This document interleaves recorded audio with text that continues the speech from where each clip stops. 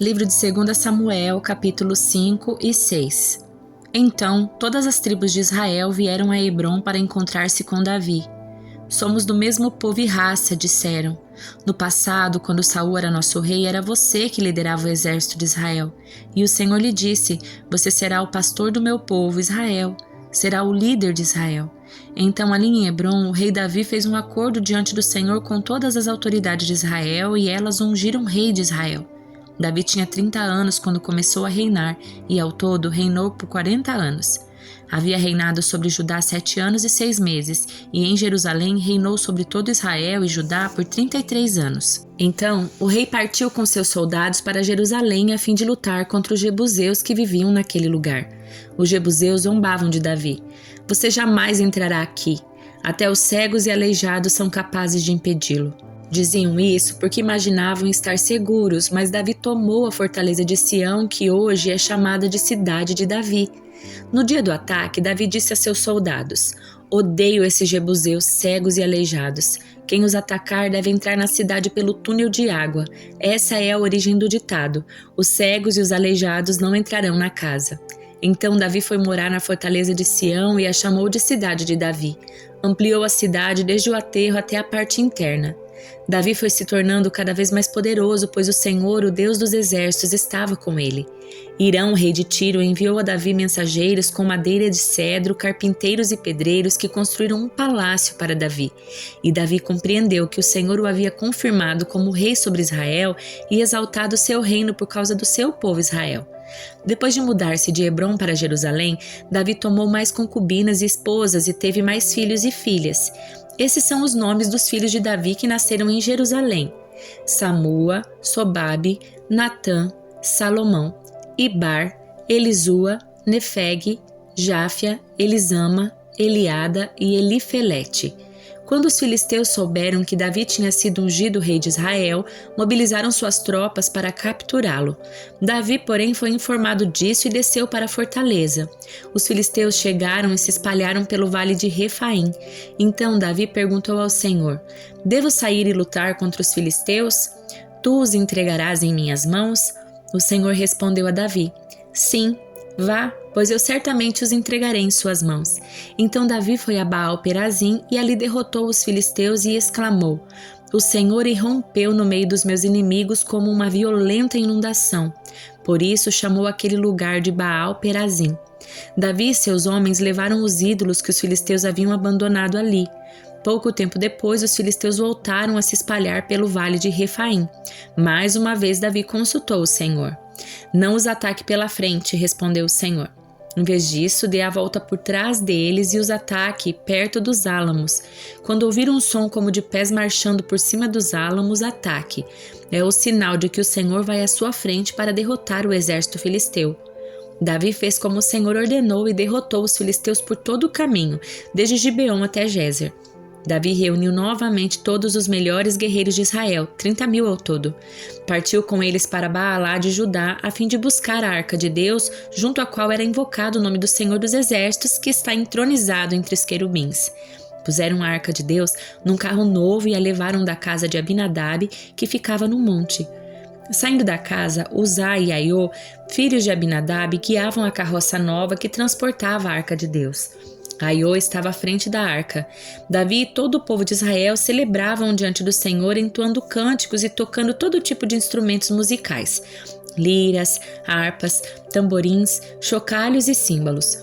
Quando chegaram à eira de Nacon, os bois tropeçaram e Uzá estendeu a mão para segurar a arca. A ira do Senhor se acendeu contra Uzá e Deus o feriu por causa disso. Ele morreu ali mesmo ao lado da arca de Deus. Davi ficou indignado porque a ira do Senhor irrompeu contra Uzá e chamou aquele lugar de Pérez Uzá, como é conhecido até hoje. Davi teve medo do Senhor e perguntou: como poderei levar a arca do Senhor? Então resolveu não transferir mais a arca do Senhor para a cidade de Davi. Em vez disso, levou-a para a casa de Obed-Edom, na cidade de Gate. A arca do Senhor ficou na casa de Obed-Edom em Gate por 3 meses, e o Senhor abençoou Obed-Edom e toda a sua família. Disseram ao rei Davi: o Senhor tem abençoado a família de Obed-Edom e tudo o que ele possui por causa da arca de Deus. Então Davi foi até lá e com grande festa levou a arca de Deus da casa de Obed-Edom para a cidade de Davi. Quando os homens que carregavam a arca do Senhor davam 6 passos, Davi sacrificava um boi e um novilho gordo. Davi usava um colete sacerdotal de linho e dançava diante do Senhor com todas as suas forças. Assim Davi e todo o povo de Israel levaram a arca do Senhor com gritos de alegria e ao som de trombetas. Enquanto a arca do Senhor entrava na cidade de Davi, Mical, filha de Saul, olhava pela janela. Quando viu o rei Davi saltando e dançando diante do Senhor, encheu-se de desprezo por ele. Trouxeram a arca do Senhor e a colocaram em seu lugar dentro de uma tenda especial que Davi tinha preparado para ela. Davi ofereceu ao Senhor holocaustos e ofertas de paz.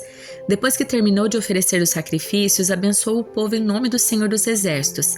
Para cada homem e mulher israelita na multidão, ele deu um pão, um bolo de tâmaras e um bolo de passas. Então todos voltaram para casa. Quando Davi voltou para casa a fim de abençoar sua família, Mical, filha de Saul, saiu ao encontro dele e disse: "Como o rei de Israel se mostrou digno de honra hoje, exibindo-se sem qualquer vergonha diante das servas como um homem vulgar." Davi respondeu a Mical: "Eu dançava diante do Senhor, que me escolheu em lugar de seu pai e de toda a sua família. Ele me nomeou líder de Israel, o povo do Senhor. Por isso continuarei a celebrar diante do Senhor. Estou disposto a me tornar ainda mais desprezível e até mesmo a ser humilhado aos meus próprios olhos. Mas as servas que você mencionou certamente me considerarão digno de honra." E Mical, filha de Saul, não teve filhos até o final da sua vida. Livro de Jó, capítulo 38. Então, do meio de um redemoinho, o Senhor respondeu a Jó: "Quem é esse que questiona minha sabedoria com palavras tão ignorantes? Prepare-se como um guerreiro, pois lhe farei algumas perguntas e você me responderá. Onde você estava quando eu lancei os alicerces do mundo? Diga-me, já que sabe tanto. Quem definiu suas dimensões e estendeu a linha de medir? Vamos, você deve saber. O que sustenta seus alicerces e quem lançou sua pedra angular enquanto as estrelas da manhã cantavam juntas e os anjos davam gritos de alegria? Quem estabeleceu os limites do mar quando do ventre ele brotou? Quando eu os vesti com nuvens e os envolvi em escuridão profunda? Pois o contive atrás de portas com trancas para delimitar seus litorais. Eu disse: daqui não pode passar, aqui suas ondas orgulhosas devem parar. Você alguma vez deu ordem para que a manhã aparecesse e fez o amanhecer se levantar no leste? Fez a luz do dia se espalhar até os confins da terra para acabar com a perversidade da noite? À medida que a luz se aproxima, a terra toma forma como barro sob um anel de selar. Como uma veste, seus contornos se mostram. A luz incomoda os perversos e detém o braço levantado para cometer violência. Você explorou as nascentes do mar? Percorreu suas profundezas? Sabe onde ficam as portas da morte? Viu as portas da escuridão absoluta? Tem ideia da extensão da terra? Responda-me se é você que sabe. De onde vem a luz e para onde vai a escuridão? Você é capaz de levar cada uma a seu lugar? Sabe como chegar lá? Claro que sabe de tudo isso, afinal já havia nascido antes de tudo ser criado e tem muita experiência. Você alguma vez visitou os depósitos de neve ou viu onde fica guardado o granizo? Eu os reservo como armas para os tempos de angústia, para o dia de batalha e guerra. Onde os relâmpagos se dividem? De onde se desperta o vento leste? Quem abriu um canal para chuvas torrenciais? Quem definiu o percurso dos relâmpagos? Quem faz a chuva cair sobre a terra árida, no deserto onde ninguém habita? Quem envia a chuva para saciar a terra seca e fazer brotar o capim novo? Acaso a chuva tem pai? Quem gera o orvalho? Quem é a mãe do gelo? Quem dá luz à geada que vem do céu? Pois a água se transforma em gelo duro como pedra e a superfície das águas profundas se congela. Você é capaz de controlar as estrelas e amarrar o grupo das Pleiades ou afrouxar as cordas do Órion? Pode fazer aparecer no tempo exato as constelações ou guiar a Ursa e seus filhotes pelo céu? Conhece as leis do universo? Pode usá-las para governar a terra? Pode gritar para as nuvens e fazer chover? Pode fazer os raios aparecerem e lhe dizer onde cair? Quem dá intuição ao coração e instinto à mente? Quem é sábio o suficiente para contar todas as nuvens? Quem pode inclinar as vasilhas de água do céu quando a terra está seca e o solo se endureceu em torrões? Acaso você pode caçar a presa para a leoa e saciar a fome dos leõezinhos, enquanto eles se agacham na toca ou ficam à espreita no mato? Quem providencia alimento para os corvos quando seus filhotes clamam a Deus e famintos andam de um lado para o outro? Primeira carta aos Coríntios, capítulo 5. Comenta-se por toda parte que há imoralidade sexual em seu meio, imoralidade que nem mesmo os pagãos praticam. Soube de um homem entre vocês que mantém relações sexuais com a própria madrasta. Como podem se orgulhar disso? Deveriam lamentar-se e excluir de sua comunhão um homem que cometeu tamanha ofensa. Embora eu não esteja com vocês em pessoa, estou presente em espírito, e como se estivesse aí, já condenei esse homem em nome do Senhor Jesus. Convoquem uma reunião. Estarei com vocês em meu espírito, e o poder do nosso Senhor Jesus também estará presente. Entreguem esse homem a Satanás para que o corpo seja punido e o espírito seja salvo no dia do Senhor. Não é nada bom se orgulharem disso. Não percebem que esse pecado é como um pouco de fermento que leveda toda a massa?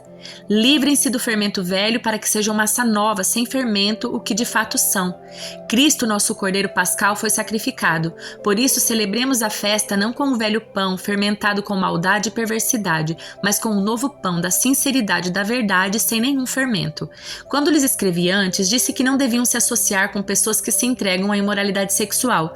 Com isso, porém, não me referia a descrentes que vivem em imoralidade sexual, ou são avarentos, ou exploram os outros, ou adoram ídolos. Vocês teriam de sair desse mundo para evitar pessoas desse tipo. O que eu queria dizer era que vocês não devem se associar a alguém que afirma ser irmão, mas vive em imoralidade sexual, ou é avarento, ou adora ídolos, ou insulta as pessoas, ou é bêbado, ou explora os outros. Nem ao menos comam com gente assim. Não cabe a mim julgar os de fora, mas certamente cabe a vocês julgar os que estão dentro. Deus julgará os de fora. Portanto, eliminem o mal do meio de vocês.